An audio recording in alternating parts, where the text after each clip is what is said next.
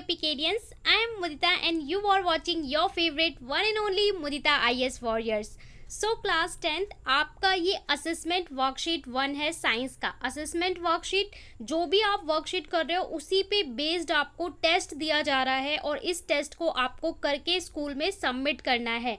सो ये आपका first science का असेसमेंट वर्कशीट है, इसलिए यहाँ पे लिखा हुआ है वर्कशीट 1 साइंस का है और ये आपको 22/7/2021 यानी 22 जुलाई को स्कूल से दिया जाएगा साइंस का टेस्ट. ओके, ये फर्स्ट टेस्ट है साइंस का. वीक में आपके 3 टेस्ट होंगे, Thursday, Friday and Saturday. Okay, कब टेस्ट होगा उसका शेड्यूल मैंने आपको बता दिया था. अब देखिए जो टेस्ट है वहाँ पे आपको क्वेश्चन कैसे दिए हुए हैं.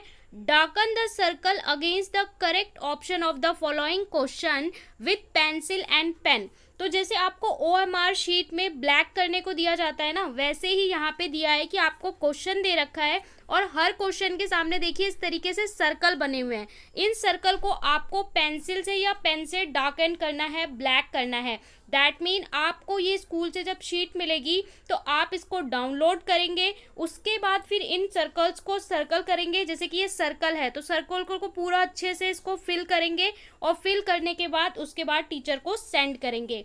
अब यहाँ पे हमारे पास 10 क्वेश्चन है तो सारे क्वेश्चन हम सॉल्व करेंगे. जितनी आपने जेनरिक वर्कशीट अभी तक साइंस की पढ़ी है उन्हीं वर्कशीट पे बेस्ड ये क्वेश्चन है. तो चलिए क्वेश्चन सॉल्व कर लेते हैं. बहुत ही इजी ये वर्कशीट है, बहुत ही इजी टेस्ट है. अगर आपने बहुत अच्छे से समझा है तो कोई भी दिक्कत नहीं आने वाली है. ओके, सो यहाँ पे मैं करवाऊंगी, आपको सारे टेस्ट करवा दिए जाएंगे. पहला क्वेश्चन है symbol of sodium, copper and magnesium respectively. तो देखिए मैंने आपको सिंबल कितनी बार याद करवाया है कि भाई सिंबल याद कर लो, एलिमेंट्स के symbol, valency, atomic mass.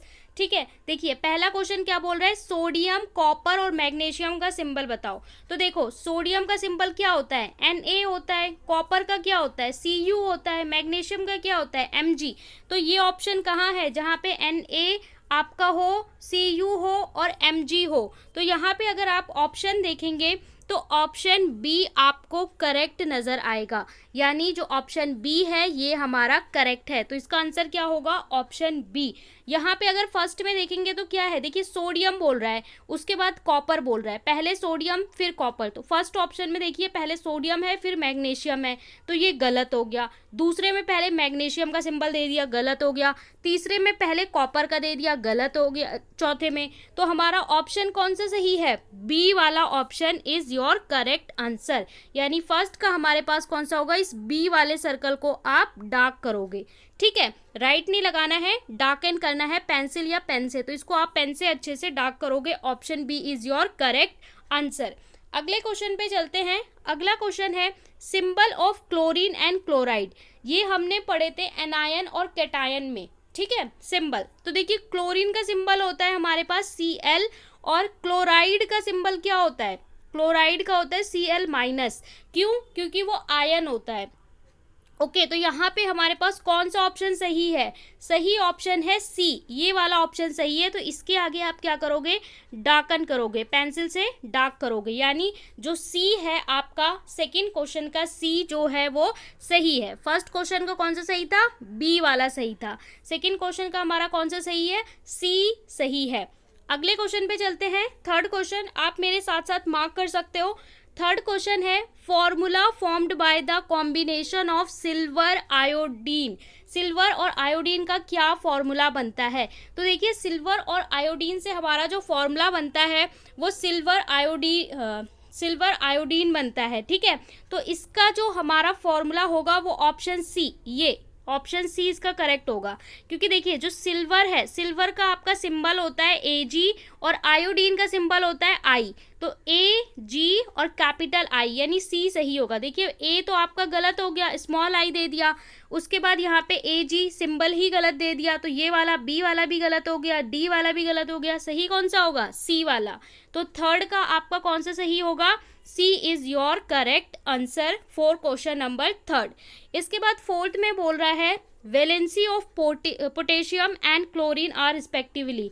Potassium और क्लोरीन की वैलेंसी बताइए। तो देखिए क्लोरीन का आपको याद होगा एटॉमिक नंबर कितना होता है, 17 होता है। कन्फिग्रेशन 287, आउटर मोस्ट शेल में 7 इलेक्ट्रॉन आते हैं, मतलब -1 इसकी वैलेंसी होती है। और पोटेशियम की वैलेंसी होती है +1। तो इसका ऑप्शन भी हमारा क्या हो जाएगा, क्वेश्चन नंबर 4 का ऑप्शन भी हमारा सी हो जाएगा।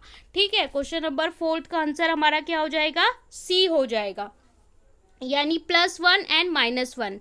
देखिए अगर आपको क्लोरीन की, केवल आपको क्लोरीन की वैलेंसी याद है ना, तो भी आप आंसर बता सकते हो। कैसे, यहाँ पे देखो क्लोरीन की वैलेंसी हम सब जानते हैं -1 होती है। ठीक है, ऑल राइट। अब यहाँ देखो +1 यानी कि गलत हो गया, यहाँ पे 2 दे दिया गलत, 1 दे दिया प्लस का गलत, यानी ऑप्शन क्या होगा, सी आपका सही होगा।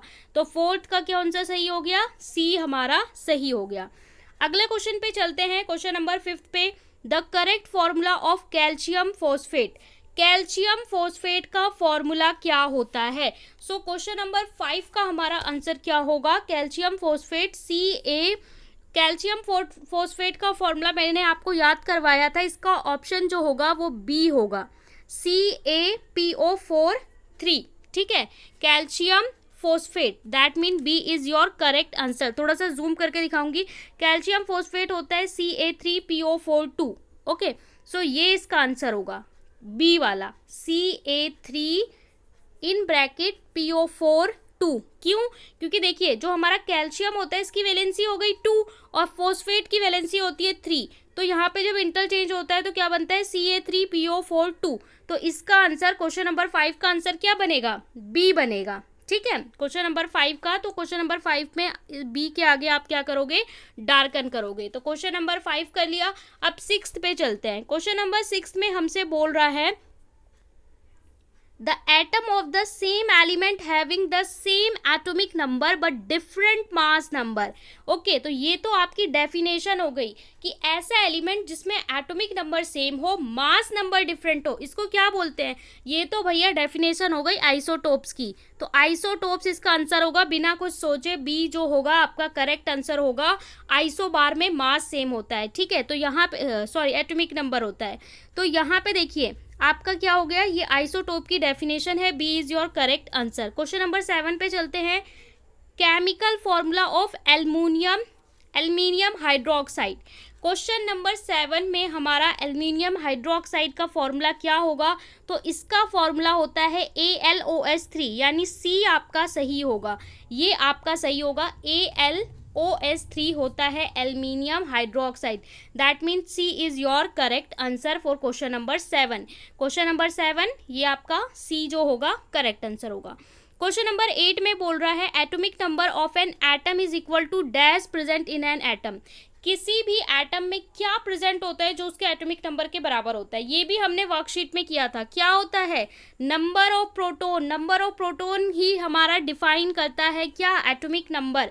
तो number of proton, that mean B is your correct answer.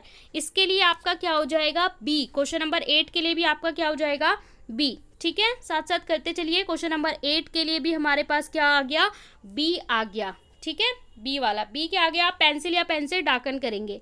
अब क्वेश्चन नंबर 9 में बोल रहा है सोडियम इज रिटन, इसको थोड़ा सा जूम करके मैं दिखाऊंगी। सोडियम इज रिटन इस तरीके से लिखा हुआ है, Na पैर में 11 ऊपर 23। अब बोल रहा है sodium is written which indicate, ये क्या इंडिकेट करता है, atomic number 23, mass number. So देखिए इसका ऑप्शन क्या होगा, यहाँ पे जो 11 लिखा हुआ है ये इसका होता है एटॉमिक नंबर, और जो ऊपर लिखा है ये इसका होता है मास नंबर। तो यहाँ पे 11 इसका एटॉमिक नंबर है, 23 मास नंबर है। तो ये 11 एटॉमिक नंबर और mass number 23, that means C is the correct answer. तो हमारे पास क्वेश्चन 9 का क्या होगा, सी। ओके, इसके में आप क्वेश्चन नंबर 9 में सी के आगे क्या करोगे, डाकन करोगे, C is the correct answer. Question number 10 में आपसे बोला है कि MgOS2 किसका फॉर्मूला है, magnesium oxide, milk of magnesia, या मैग्नीशियम हाइड्रोक्साइड, या मैग्नीशियम हाइड्रोक्साइड। सो इसका आंसर होगा आपका B, magnesium magnesium hydro oxide, यानी B is your correct answer. Magnesium hydroxide को हम क्या बोलते हैं, MgOH2।